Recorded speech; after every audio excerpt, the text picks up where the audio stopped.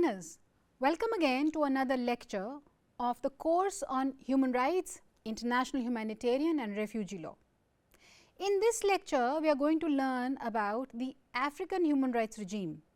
The African system is so unique that it is very important to study it.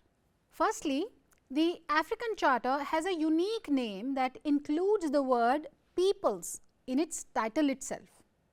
Secondly, this charter includes unique kinds of rights, for example, development as a human right. Thirdly, this is an amazing document which includes group rights within the single document and has had a colonial history which explains the unique rights it has included in its human rights charter. This regional system is working under the African Union. To find more, let us start with the lecture right away. Africa was driven by regional integration in the 1960s. There emerged several groups of African states which later merged into the Organization of African Union or OAU. The OAU was founded in 1963 on the principles of state sovereignty and non-interference. The OAU Charter was signed in Addis Ababa, Ethiopia on 25th May 1963. The deliberations to overhaul the OAU system went on for a long time. The Durban Summit of 2002 launched the African Union and convened the first assembly of the heads of states of the African Union. The main organs of the AU or African Union are the AHSG, which comprised of heads of the states and governments and was the highest and also the most political organ of the organization.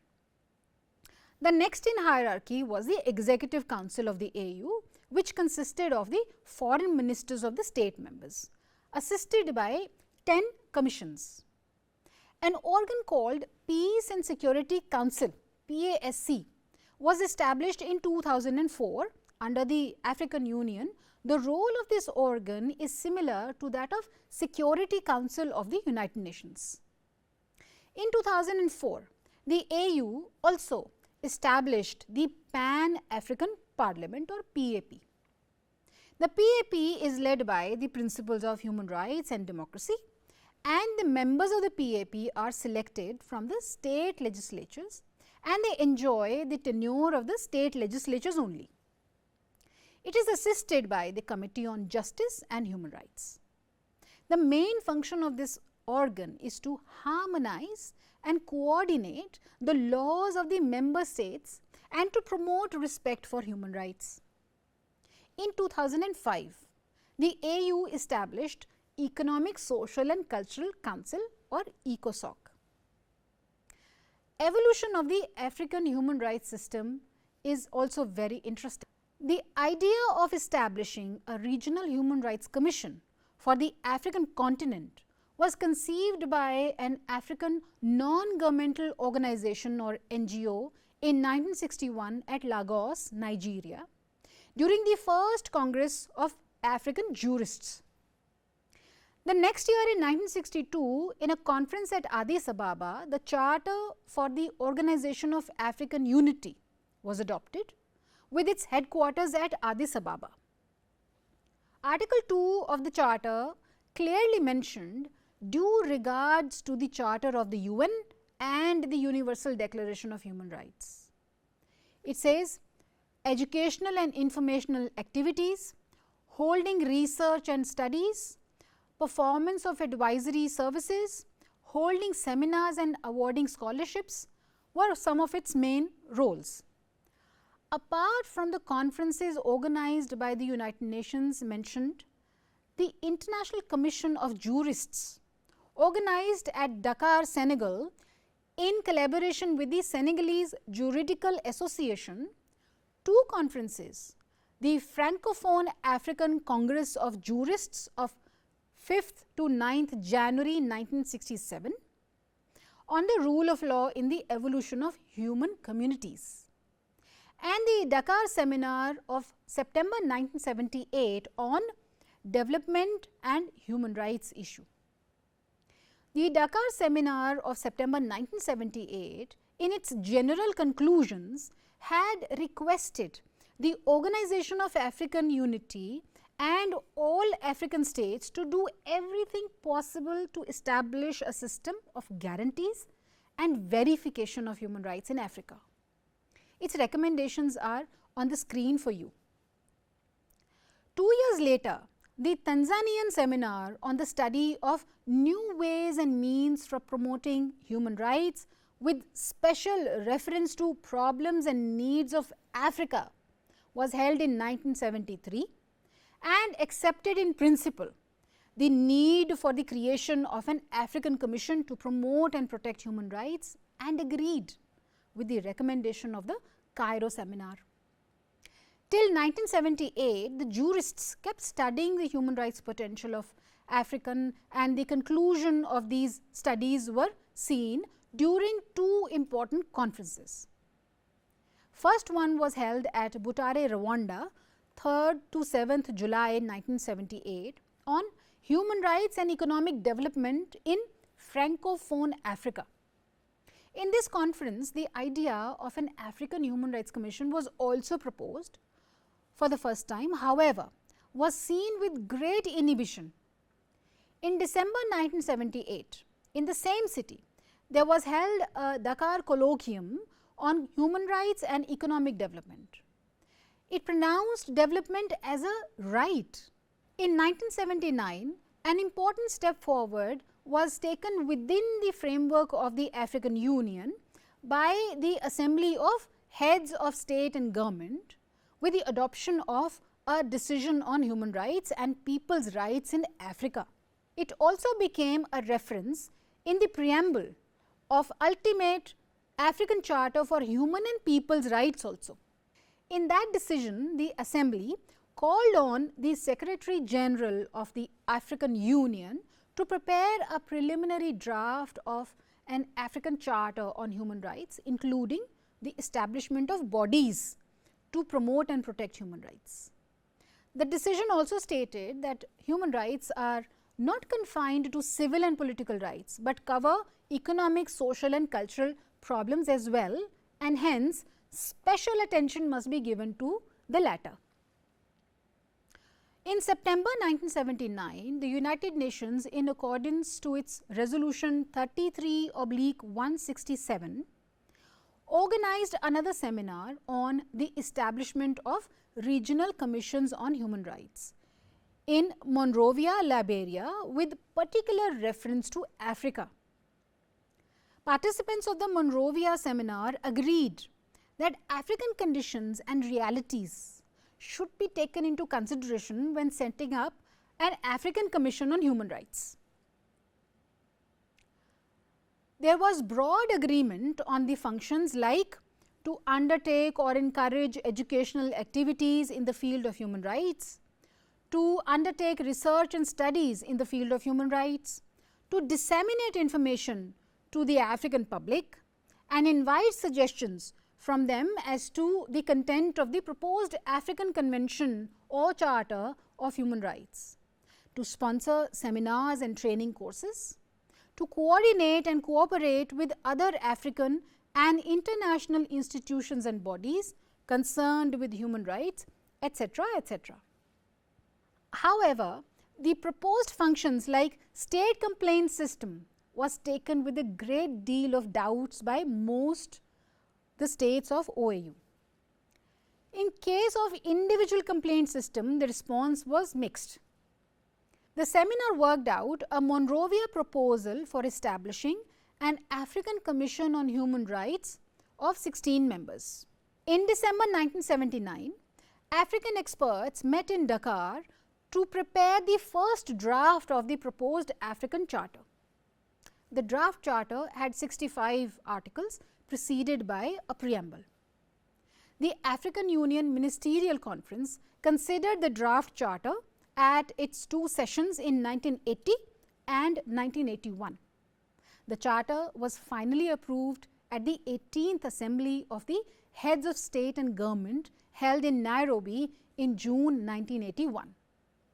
The African Charter has 68 articles and has been divided into 4 chapters, namely human rights, duties, procedures of the Commission and applicable principles. The African Charter on Human and People's Rights was adopted in 1981 by the AHSG of the African Union and came into force in 1986. As mentioned above, the African Charter on Human and People's Rights (ACHPR) is a unique document on human rights, as it is the only regional charter which includes the word peoples in its name. It includes the civil and political rights and the economic and social rights, the rights as well as duties, the individual and the group rights. It includes all the 3 generations of human rights and has not created a regional court in the main charter of the human rights. I will not discuss these points further. Article 1 of the ACHPR provided for the rights and the duties. From the article 3 to 13, the charter provides the civil and political rights, which are mostly individual rights, and the first generation rights as well. Article 14 to 18 include the economic, social and cultural rights and are second generation rights. Article 14 mentions the right to property as a human right, like the American Convention under Article 21.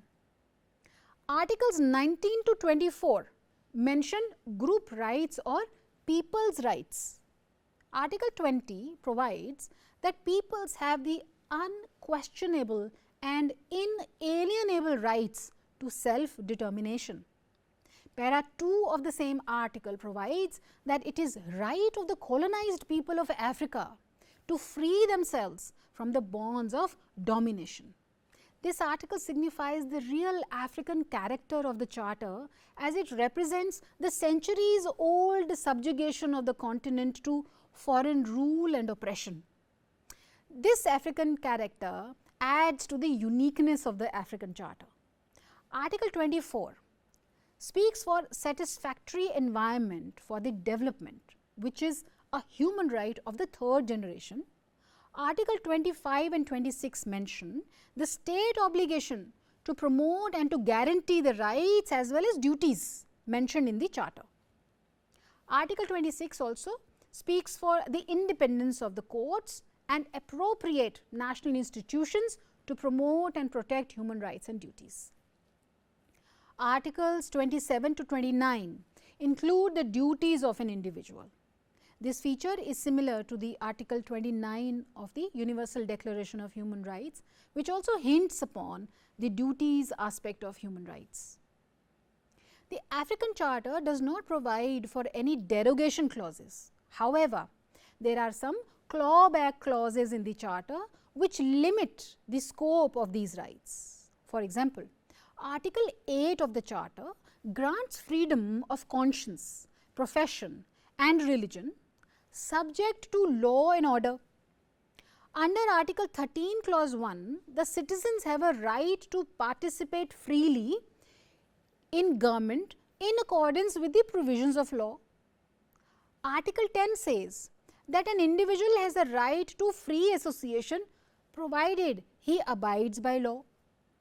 By way of such clauses, the Charter restricts the rights and also passes on the responsibility of the protection of these rights on the respective states, since the states made the laws and may also amend them to oppress the people.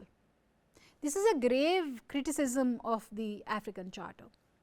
All the rights are kept in the first of the 3 parts of the African Charter. From the overview of the first part itself, it is clearly seen that the African Charter is rightly known for its unique features. The second part of the African Charter mentions the measures of safeguard and discusses various provisions of the African Commission for the Human and People's Rights. The African Commission of Human and People's Rights is an important organ to be discussed here. Chapter 1 of the Part 2 of the African Charter provides for the protection related role of the Commission. The African Commission on Human Rights is not a formal part of the African Union, since it was created separately by way of the African Charter. Articles 30 to 44 provide for the establishment of the Commission.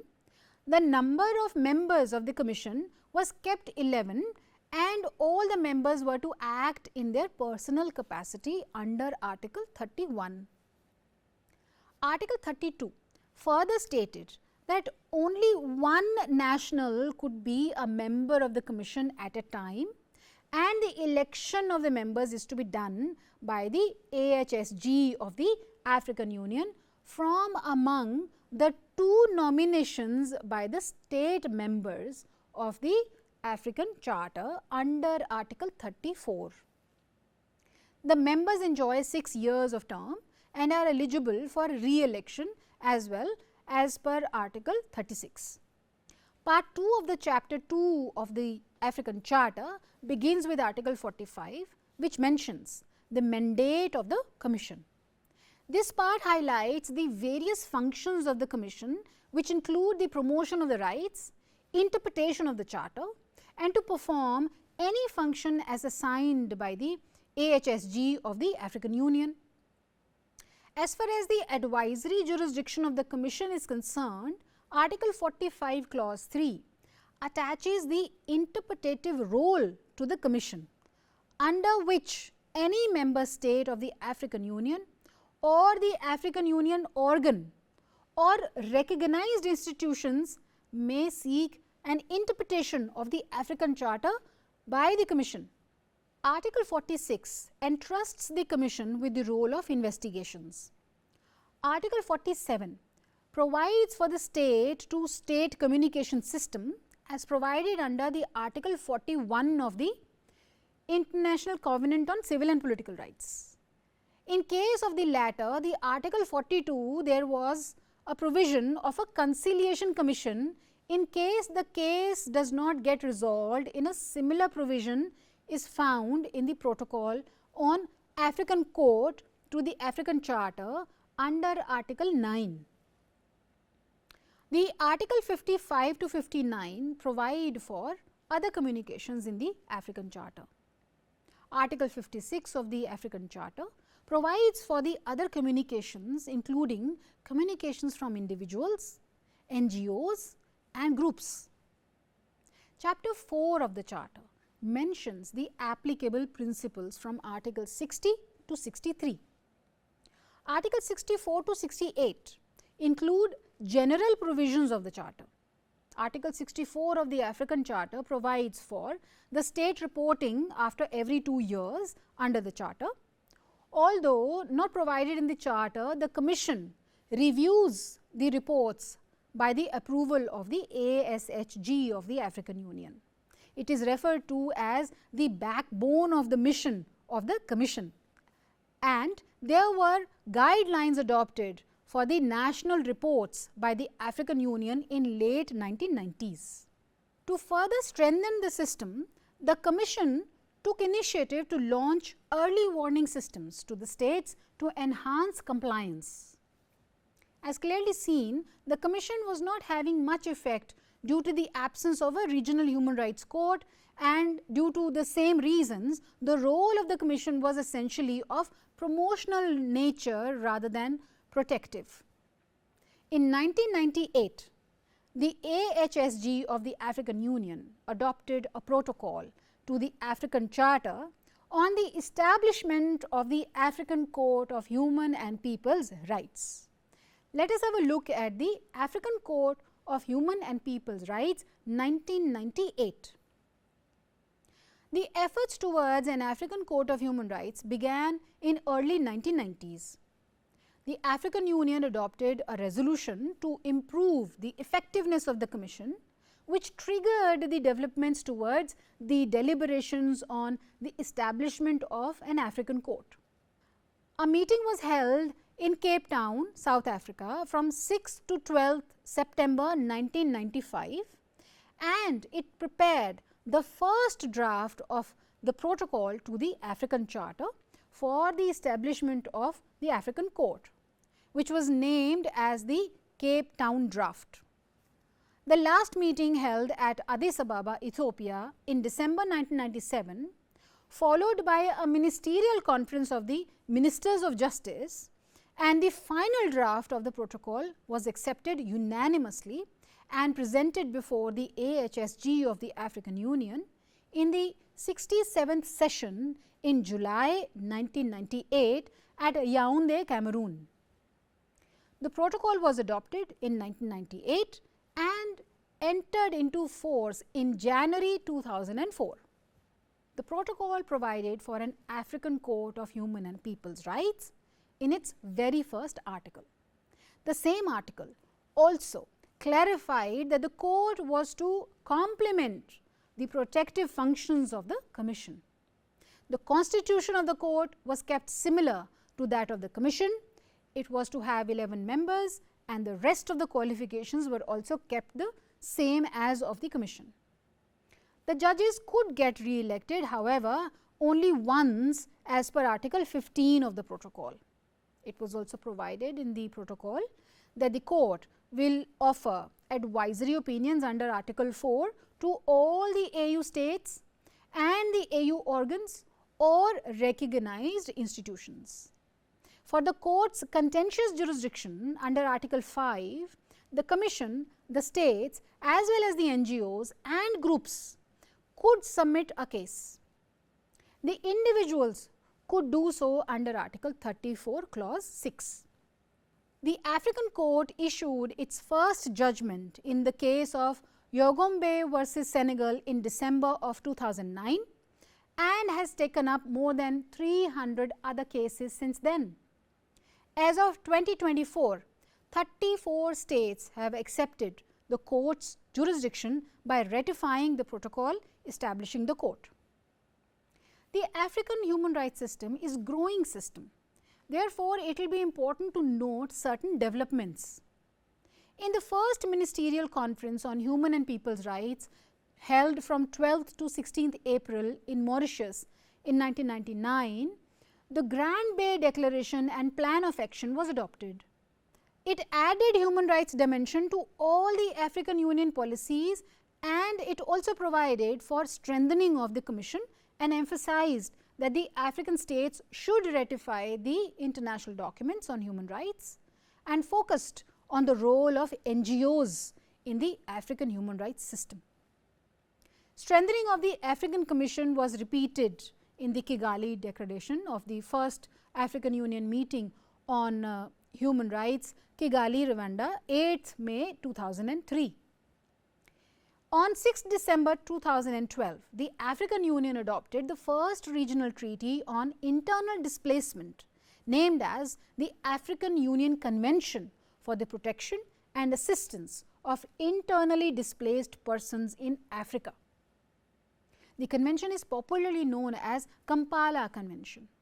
It is said that the convention breaks new grounds in articulating the rights of internally displaced people, IDPs, and the responsibilities of states, regional organizations and other actors to uphold them.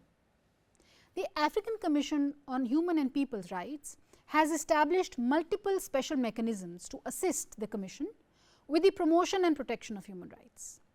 In 2020, the African Charter adopted standard operating procedures for its special mechanisms. All these developments symbolize that the African system is still evolving and is adapting to the needs of the region. Well, that should be all for this lecture. We will be coming back with another very interesting lecture on regional system. Till then, please take care and bye for now.